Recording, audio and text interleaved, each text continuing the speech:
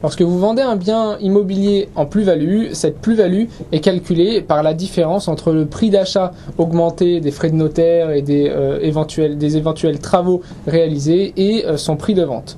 Avant la réforme de 2011, les plus-values enregistrées sur la vente des biens immobiliers hors résidence principale, donc les résidences secondaires, les terrains, les immobiliers locatifs, bénéficiaient d'un abattement de 10% par an au-delà de la 5e année de détention, soit une exonération totale de la plus-value au bout de 15 ans. De même, un abattement fixe de 1 000 € était ajouté, ceci pour un taux global d'imposition qui s'élevait à 31,3%, 19% au titre de l'impôt sur la plus-value et 12,3% au titre des prélèvements sociaux.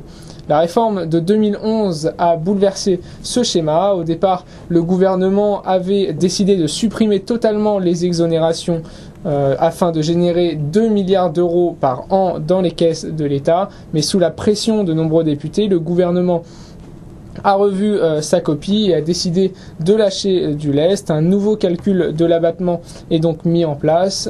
Il n'y aura aucune exonération donc les 5 premières années de détention, puis 2% par an d'abattement entre 5 et 15 ans de détention, 3% par an entre 15 et 25 ans et enfin 10% par an pour les 5 dernières années, soit une exonération totale au bout de 30 ans de détention. Cette mesure entrera en vigueur pour les actes signés à compter du 1er février 2012 et non plus à partir du 24 août dernier comme c'était prévu.